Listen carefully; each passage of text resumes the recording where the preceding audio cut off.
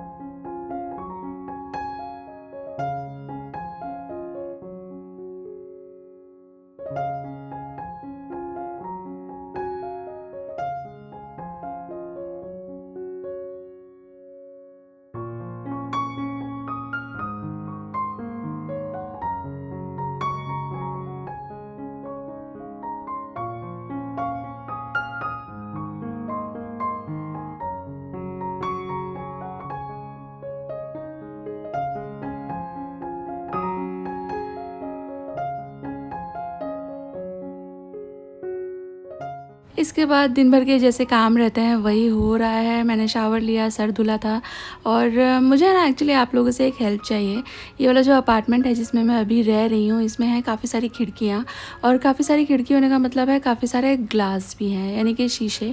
और देखो 2-4 रहे हैं तो वो साफ़ करने में कुछ भी प्रॉब्लम नहीं होती, पता भी नहीं चलता। पर इतने सारे होते हैं तो बहुत टाइम भी लगता है। और मैंने करके भी देखा, जैसे जो अभी आप ग्लास देख रहे हो मेरे पीछे, ये वो साइड से तो मुझसे क्लीन होता ही नहीं। देयर इज़ नो वे कि उसको पूरा पूरा मैं क्लीन कर सकूं। मैं ऊपर से लीन होकर क्लीन करने की कोशिश करती हूँ तो मेरा हाथ बिल्कुल नीचे तक नहीं जाता है, तो वो नीचे नीचे से थोड़ा फिर भी गंदा ही रह जाता है। तो प्लीज़ सजेस्ट मी अ वे। अगर आपके पास इस तरह की खिड़कियाँ हैं, स्पेशली बैल्कनी में, तो आप उसको कैसे मेंटेन करते हो, कैसे क्लीन करते हो? अभी तो रोबोटिक ग्लास क्लीनर टाइप भी आते हैं जो दोनों तरफ से क्लीनिंग करते हैं। तो अगर आपके पास वो है तो आपका एक्सपीरियंस उसके साथ कैसा है, या आप मेरे साथ कोई ब्रांड नेम शेयर करना चाहो, I will be highly grateful. और यूट्यूब पे लिंक काम नहीं करते हैं तो आप मेरे को इंस्टाग्राम पे दे सकते हो लिंक्स।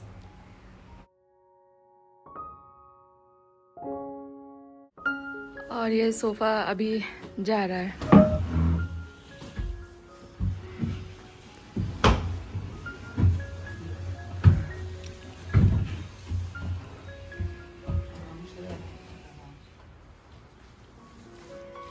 ये वाला जो था ना, it was sofa cum bed, तो ये नीचे आप देखो वो पोर्शन वो लोग ले गए जो जिससे ये बेड बनता था।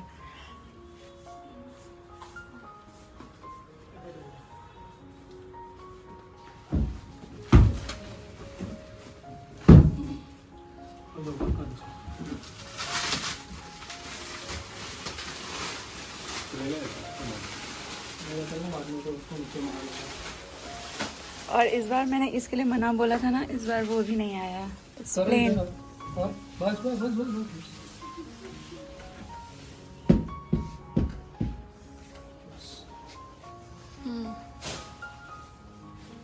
इसका आप विथ देखो, फर्क है ना ऑलरेडी। और इसमें वो डेंट्स डेंट्स डेंट्स भी डेंट्स मुझे नहीं चाहिए थे डेंट्स नहीं है ये। इसमें है ना, देखो एक तो ये कैसा लूज लगने लग रहा है, दूसरा इसमें कचरा बहुत भरता है।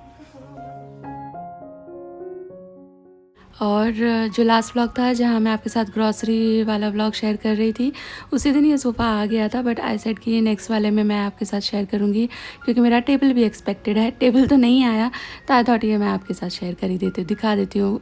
Lot of people were asking आपका सोफ़ा आ गया क्या, तो हाँ देखो सोफ़ा आ गया और ये बिल्कुल सेम है लेकिन बड़ा है। इसके आर्म रेस्ट और जो कुशन्स हैं, जो सीटिंग एरिया है और डायमेंशन सभी बड़े हैं, बट लुक एंड फील एकदम सेम है, पहले वाले जैसा ही है, पूरा का पूरा डिट्टो।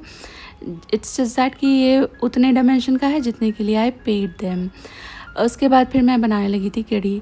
जब आप घर में दही बनाते हो ना, तो ऐसा होता है कि जो पानी पानी सी दही रह जाती है ना, उसे कोई नहीं खाता। जो आइसक्रीम जैसे थिक थिक दही रहती है वो यूज़ होती रहती है, और उसके बाद फिर ये पानी जैसा बच जाता है। और कभी कभी क्या होता है, लास्ट की दही, जैसे आप ज़्यादा क्वांटिटी में दही बनाते होंगे जैसे मैं बनाती हूँ, तो लास्ट में थोड़े थोड़े दही के चंक्स ऐसे रह जाते हैं जो इस पानी में से निकालना मुश्किल होता है, तो इसको मैं हमेशा स्टोर कर लेती हूँ। पिछले कुछ वक्त से नहीं कर रही थी क्योंकि लाइफ बिल्कुल भी रूटीन पे नहीं थी, अदरवाइज़ घर में जब दही बनती है तो यही होता है। और फिर मैं इसको इकट्ठा कर लेती हूँ, तो हफ्ते भर का इकट्ठा हो जाता है ना, तो इसमें हल्की खटास ये पकड़ लेता है। और ये फिर यूपी स्टाइल की कढ़ी बनाने के लिए अमेजिंग रहता है। मतलब मेरी मम्मी, दादी, सब लोग ऐसे ही करते हैं कि हर रोज़ का ताज़ा दही बनता है, वो खाने में निकल जाता है, और उसके बाद थोड़ा भी कुछ रिमेनिंग रह गया ना, तो उसको यूज़ नहीं करते। यूजुअली हम लोग क्या करते हैं, उसको ग्रेवीज़ में ऐड कर देते हैं, कहीं तो इस्तेमाल कर लेते हैं, पर दे डोंट यूज़ इट। और उसके बाद फिर उसको स्टोर करते रहते हैं, और हफ्ते भर पुरानी हो जाए तो वो हल्की खटास ले लेती है, फिर उसकी कढ़ी बनती है। भाई उस कढ़ी में कुछ भी नहीं डलता, पर इतनी स्वाद कढ़ी बनती है ना, एकदम सिंपल। वही कढ़ी मैं आपके साथ अभी शेयर करूँगी रेसिपी। फ़िलहाल यहाँ पे शाम के चाय नाश्ते की तैयारी हो रही है, तो मेरे पास थोड़े पॉपकॉर्न रखे हुए थे। ये डी मार्ट वाले हैं, लूज़ मिलते हैं, loose and as in packet में ही मिलते हैं, पर इसकी ब्रांडिंग कुछ नहीं है। डी मार्ट का अपना ही जो प्रीमिया समथिंग ऐसे उनका नाम रहता है, वही है ये। और जब से मैंने ये इस्तेमाल करना शुरू किया, इट्स बिन लाइक 6, 7, 8 ईयर्स, मैंने एक्ट 2 नहीं लाया। एक्ट 2 में एक तो वो तेल से बटर की स्मेल आती है, आपने कभी नोटिस किया, और वो बहुत कम होते हैं, इनफ ही नहीं पड़ते, कई पैकेट बनाने पड़ते हैं। और ये काफ़ी ज़्यादा पॉकेट फ्रेंडली ऑप्शन है, और एकदम ड्राई रहता है, तो आप इसे काफ़ी वक्त तक स्टोर भी कर सकते हो। तो शाम के चाय नाश्ते के लिए मैंने पॉपकॉर्न बना लिया है। एक्चुअली मेरी डॉटर को चाहिए थे, बड़ी वाली बेटी को पॉपकॉर्न की बहुत इच्छा हो रही थी। वो बचपन से ही, जब उसे बोलना भी नहीं आता था, तभी उसने एत्तू पॉपकॉर्न बोलना सीख लिया था कि पापा एत्तू पॉपकॉर्न चाहिए। तो उसको पॉपकॉर्न का बड़ा शौक़ है। चाय नाश्ते के बाद मैं आ गई हूँ किचन में, और बहुत सिंपल वाली कढ़ी एज आई प्रॉमिस आपके साथ शेयर कर रही हूँ। तो मैंने यहाँ पे बहुत सारा दही से भी ज़्यादा वे था, और थोड़ा सा बेसन डाल करके ये मिक्स बना लिया है। इसके अंदर नमक और हल्दी मैंने ऐड किया है, हींग ऐड किया है, थोड़ा सा लाल मिर्ची का पाउडर ऐड किया है।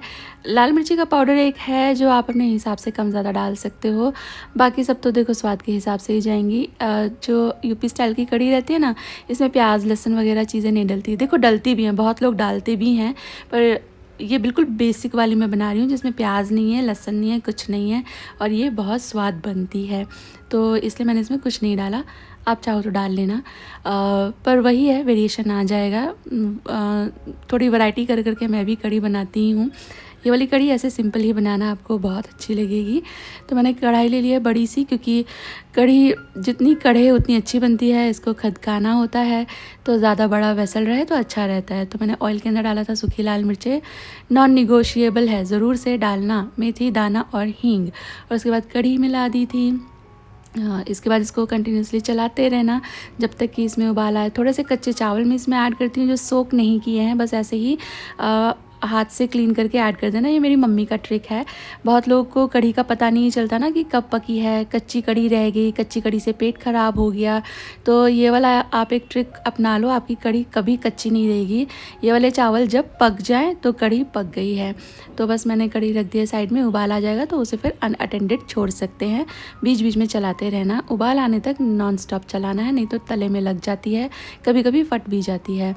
फिर मैं यहाँ पे बना रही हूँ पकौड़े, और पकौड़े भी मैं सिंपल वाले बनाऊँगी, इसमें कोई प्याज ये वो नहीं डालूँगी। हालांकि मेरे फेवरेट है कढ़ी के अंदर प्याज वाले पकौड़े, बट आज मैं सिंपल वाली ही रेसिपी आपके साथ शेयर कर रही हूँ। इसके अंदर मैंने बेसन और जो भी आप पकौड़ियों में चीज़ें डालते हो ना, वो सब मैंने ऐड किया है विद चुटकी भर सोडा। ये फुल्कियाँ होती हैं, छोटी छोटी सी होती हैं, और इनका फूलना ज़रूरी है। और क्योंकि इनके अंदर प्याज ये वो कुछ नहीं रहता ना, तो मॉइस्चर इनका लूज़ हो जाता है। और बहुत ज़्यादा 10 में से आई वुड से 7 लोगों की कढ़ी में ये टाइट हो जाती हैं पकौड़ियाँ। तो वजह यही है कि आपको है ना इसमें चुटकी भर सोडा मिलाना ही होगा, या आप थोड़ा सा दही मिला लीजिएगा। और इसके बाद इसकी फिटाई अच्छी तरह करनी है, बहुत अच्छी तरह से इसको फेंटना, रेस्ट दे देना तो और भी अच्छा है। मैंने भी थोड़ा रेस्ट दिया था, और उसके बाद फिर मैं इसकी छोटी छोटी सी फुल्कियाँ उतार ली हैं। और ये फुल्कियाँ ना जब आप पकाओगे तब भी आप देखोगे कि इसमें काफ़ी बबल आ रहे हैं, काफ़ी फूल रही हैं। और जब आप कढ़ी में डालोगे ना, तो आप तुरंत नोटिस करोगे कि कढ़ी में भी ना छोटे छोटे छोटे छोटे एयर बबल्स आ रहे हैं, क्योंकि ये लाइट हैं फुल्कियाँ, ये कढ़ी के अंदर जाते ही कढ़ी को अब्जॉर्ब करने लगती हैं। तो ये बहुत ही टेस्टी लगती हैं। और छोटे बच्चे होते हैं ना, जिनको आप प्याज वगैरह नहीं देना चाहते, वो भी ये खा सकते हैं। मेरे दोनों ही बच्चे जब छोटे थे और मैं कढ़ी बनाती थी, तो फिर मैं उनको ये फुल्कियाँ देती थी, and they used to love it. वैसे कढ़ी जब बनती है ना और उसके पकौड़े बनते हैं, तो थोड़े से बढ़ा करके पकौड़े बनाए जाते हैं, सो दैट थोड़ा चाय वाय के साथ खा लें। बट हम लोगों ने पॉपकॉर्न खा लिया था, इसलिए मैंने सिर्फ कढ़ी के हिसाब से पकौड़े बनाए हैं। सानवी खुशी कढ़ी में पकौड़े किसी भी तरह के बहुत अप्रिशिएट नहीं करती हैं, उन्हें कढ़ी भी ज़रा कम ही पसंद आती है। किसी भी तरह की खा लेंगी वो, पर जैसे मैं और सौरभ, हम दोनों का ऐसा है कि कढ़ी मतलब टॉप फेवरेट फूड में से एक होती है। उन लोग का ऐसा नहीं है, खा लेंगे पर पसंदीदा चीज़ों में से नहीं है। तो इसलिए पकौड़े मैंने बस उतने बनाए हैं मेरे और हस्बैंड के लिए, और थोड़े बहुत सानवी खुशी थोड़े बहुत ही लेती हैं, ज़्यादा तो उनको इच्छा नहीं होती। और हम लोग हैं ना कढ़ी 2 बार खाना पसंद करते हैं। एक बार तो रोटी या चावल से जो खा रहे हैं वो खा लिया, और उसके बाद थोड़ी कढ़ी तो कटोरी में चाहिए चम्मच से खाने के लिए, कि वो कढ़ी का जो एक संतुष्टि आती है ना अंदर की, कढ़ी खाई। तो this is very personal, this is very me thing. आपके साथ भी ऐसा है तो आप मुझे बताना। इसमें तड़का लगेगा, और तड़के के लिए वही वाला तेल ले लिया जिसमें पकौड़ी बनी है। वो काफ़ी ज़्यादा फ्लेवरफुल है और काफ़ी ज़्यादा गर्म भी था। तो उसमें मैंने बस हींग डाली, हींग का कलर आया, और उसके बाद मैंने इसे ऑफ द फ्लेम करके कलर वाली लाल मिर्ची डाल करके तड़का दे दिया है। ऊपर से मेथी का तड़का मैं अभी नहीं दे रही हूँ। ये कढ़ी अगर बचती है अगले दिन तो बहुत स्वाद लगती है, सब जानते हैं। तो जब अगले दिन आप इसे तड़का दें तब मेथी का वापस से तड़का देना। एक ही बार में 2 बार मेथी का तड़का देते हैं ना, तो वो थोड़ा सा कभी कभी मेथी ओवर पावरिंग हो जाती है। और ऐसे लोग जिन्हें वो टेस्ट कम अच्छा लगता है, जैसे कि मेरे हस्बैंड, वो एकदम विचलित हो जाते हैं। फिर वो बोलते हैं यार तूने इतनी मेथी क्यों डाल रखी है, कढ़ी कम है मेथी ज़्यादा है। तो इसलिए मैंने जो दूसरा तड़का था उसमें मेथी नहीं डाली है।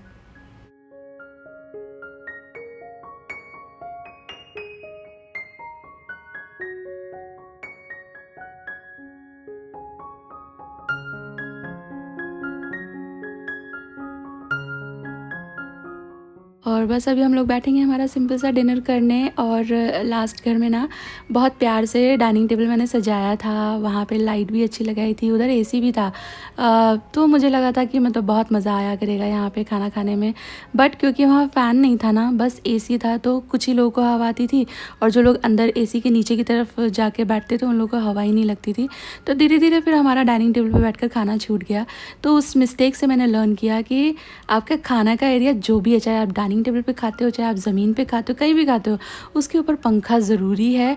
Specially hot area like ours बिल्कुल खाना खाना मुश्किल हो जाता है अगर हवा ना हो। तो इसलिए मैंने यहाँ पर स्पेशली बहुत चुन करके सुंदर वाला पंखा लगाया। और ट्रस्ट मी, एवरी डे यहाँ बैठकर खाने का मज़ा अलग ही आ रहा है तब से। 'Cause tonight I'm gonna take